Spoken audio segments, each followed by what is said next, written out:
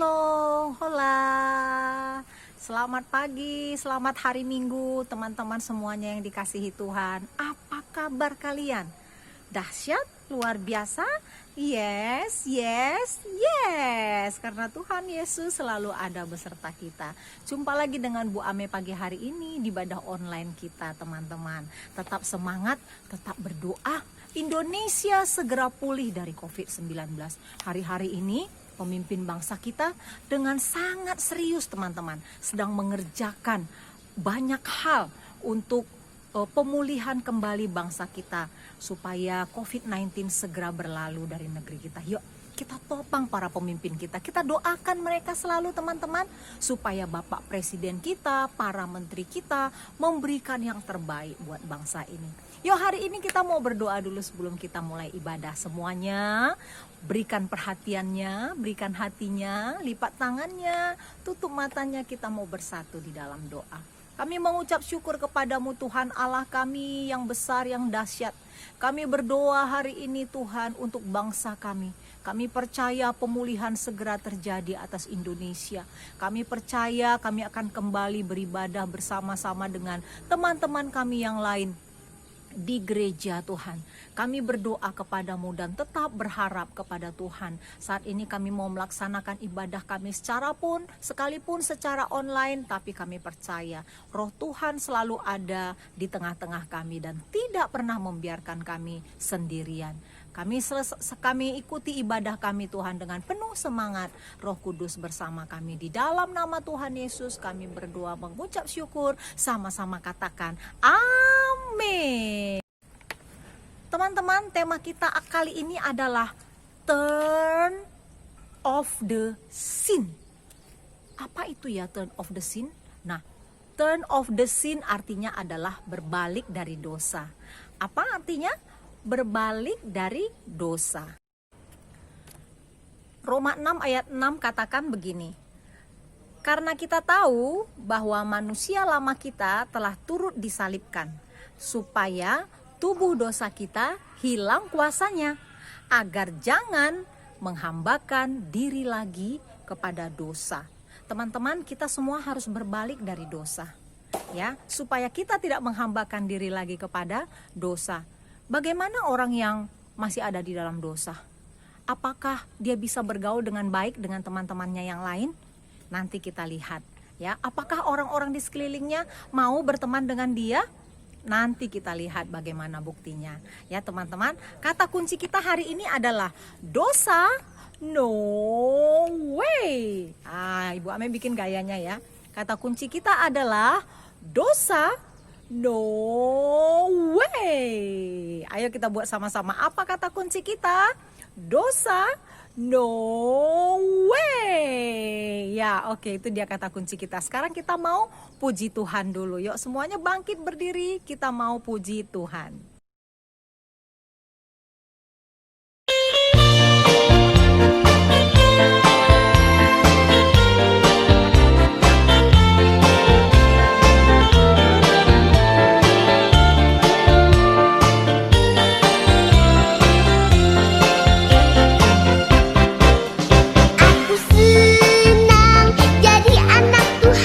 Aku senang jadi anak Tuhan. Aku senang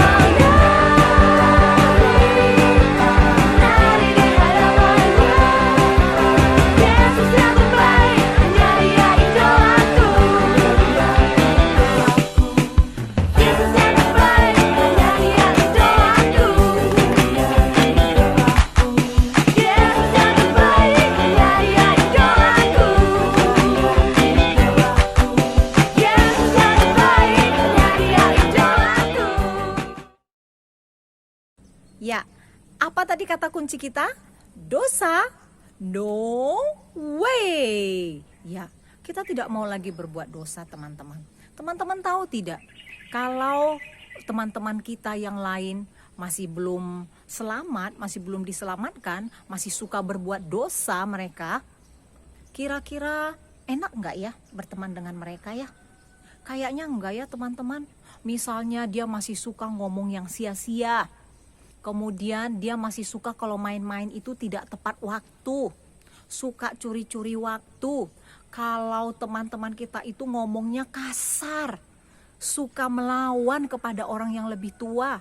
Kira-kira kita suka nggak ya berteman dengan mereka ya? Malas, suka mencuri, suka cengeng. Kira-kira enak nggak ya berteman dengan mereka ya? Iya, Ibu Ame yakin juga nggak enak ya berteman dengan mereka ya, nggak nyaman ya teman-teman. Oke, apa yang harus kita lakukan?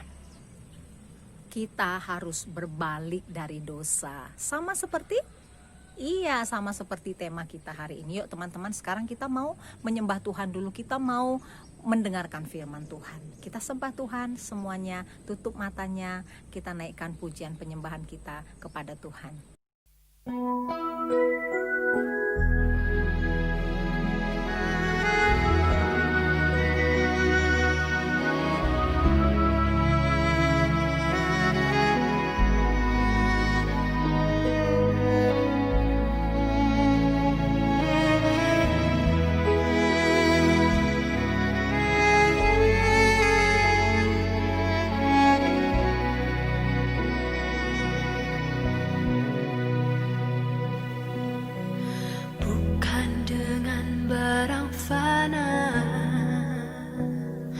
Kau membayar dosaku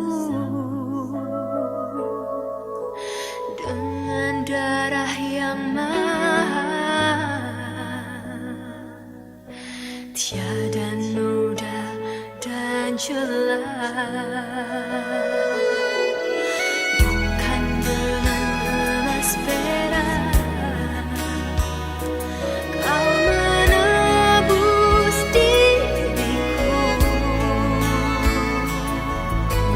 oleh segenap kasih dan pengorbananmu, ku telah mati dan tinggalkan cara hidupku yang lama. Semuanya sia-sia dan tak berarti lagi.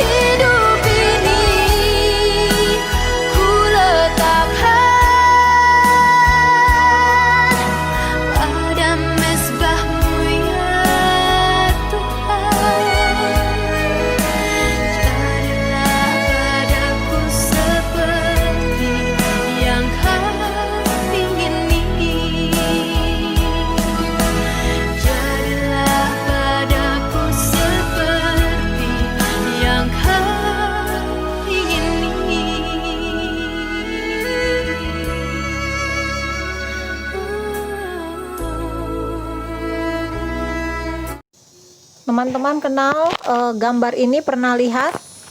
Iya, ini adalah gambar 7 kurcaci. Ya, 7 kurcaci ini mereka punya misi. Apa misi mereka? Mereka ingin menyelamatkan Cinderella. Jadi kalau mereka ingin melakukan sesuatu, mereka harus kompak bersahabat.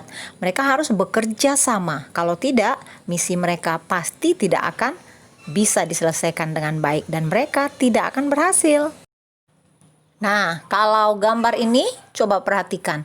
Ini adalah kisah cerita tentang punakawan. Teman-teman tahu punakawan? Punakawan ini terdiri dari 4 orang. Ada yang namanya Bagong, ini cerita perwayangan. Ada yang namanya Semar, ada yang namanya Gareng, juga ada yang namanya Petruk. Mereka berempat juga punya misi penyelamatan, teman-teman. Mereka ingin menyelamatkan kerajaan Amarta. Kalau Bagong, Semar, Gareng, dan Petruk ini tidak bekerja sama, tidak saling terima satu dengan yang lain, pasti misi mereka untuk menyelamatkan kerajaan Amarta tidak akan berhasil. Demikian pentingnya teman-teman kita menyadari bahwa menanggalkan kebiasaan kehidupan yang lama itu sangat penting untuk membangun persahabatan yang benar. Cerita kita kali ini adalah mengenai si Sakeus. Sakeus bekerja sebagai seorang pemungut cukai, teman-teman. Teman-teman tahu pemungut cukai? Pemungut cukai adalah pemungut pajak. Karena Sakeus sering sekali memungut pajak itu, menagih pajak kepada rakyat Jericho pada saat itu, melebihi pajak yang seharusnya dikutip, teman-teman. Dia memeras dengan paksa, sehingga orang-orang Jericho tidak menyukai Sakeus. Mereka tidak menunjukkan persahabatan. Dia tidak bisa bersahabat dengan Sakeus. Sakeus juga tidak bisa bersahabat dengan orang-orang Jericho. Sampai suatu hari Tuhan Yesus masuk ke kota Jericho. Dia berjalan melintasi kota Jericho. Sakeus tahu. Lalu ia ingin sekali melihat seperti apakah Tuhan Yesus itu. Tetapi dia tidak bisa. Mengapa? Karena badannya. Gimana badan Sakeus? Iya, badannya pendek. Tapi Sakeus tetap penasaran. Dia ingin sekali melihat seperti apakah Tuhan Yesus itu. Akhirnya Sakeus mencoba memanjat sebuah pohon, yaitu pohon ara. Saking penasarannya ingin melihat Yesus. Dan Yesus melihat Sakeus sudah berada di atas pohon. Lalu Tuhan Yesus bertanya kepada Sakeus. Apa kata Tuhan Yesus? Ya, katanya, turunlah, aku ingin menumpang di rumahmu. Benar sekali. Teman-teman tahu apa reaksi orang Jericho yang pada saat itu rame-rame mengikuti Yesus ketika Yesus berkata, turunlah, aku ingin menumpang di rumahmu? Iya, mereka marah, mereka kecewa. Dalam hati mereka bertanya, mengapa ya Yesus ini ingin menumpang di rumah orang berdosa seperti Sakeus? Karena mereka sudah kesal sekali kepada Sakeus karena perbuatannya. Teman-teman tahu percakapan apa yang terjadi antara Sakeus dengan Yesus pada saat Sakeus duduk makan bersama dengan Yesus di rumah Sakeus pada saat itu? Sakeus berkata kepada Yesus, aku akan memberikan setengah dari hartaku kepada orang miskin. Dan jika ada orang yang kuperas, yang kupaksa untuk memberikan lebih, membayar pajak kepadaku, kata Sakeus, aku akan mengembalikan kepada mereka 4 kali lipat. Wow, luar biasa ya teman-teman, pertobatan Sakeus. Dan apa kata Yesus pada saat itu, teman-teman? Yesus berkata, hari ini telah terjadi keselamatan kepada rumah ini.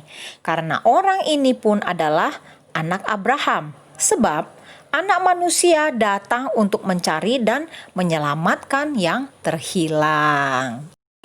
Teman-teman tahu, Sejak saat itu, Sakeus menjadi orang yang bisa diterima oleh rakyat Jeriko. Mereka bisa bersahabat. Mereka sudah mengerti bahwa Sakeus sudah bertobat. Mereka bisa menerima Sakeus. Dan Sakeus berkomunitas dengan baik bersama orang Yeriko pada saat itu. Nah, teman-teman, ayat hafalan kita kali ini adalah Kolose 3 ayat 3. Sebab kamu telah mati dan hidupmu tersembunyi bersama dengan Kristus di dalam Allah. Apa tadi kata kunci kita, masih ingat? Dosa. No way. Ya, ingat itu baik-baik teman-teman. Ya, teman-teman sudah lihat tadi seperti apa Sakeus pada awalnya. Dia adalah orang yang suka memeras orang lain. Kemudian apakah orang-orang Yeriko pada saat itu suka berteman dengan dia? Mereka semua kesal ya dengan Sakeus ya. Kenapa? Dia suka memeras orang lain. Kalau minta uang harus banyak-banyak. Minta pajak harus banyak-banyak. Di sekolah kita ada nggak teman-teman kita yang suka minta-minta uang sama kita? Kalau kita nggak kasih dia marah. Atau adakah anak-anak Bu Ame di sini yang masih suka palakin temannya? Mintalah uangmu. Kalau nggak dikasih, dimarahin. Kayaknya nggak ada ya, semuanya anak-anak baik. Nah, pada saat kita melihat cerita tentang Sakeus tadi, setelah Sakeus bertobat, apa yang dia lakukan? Luar biasa ya teman-teman.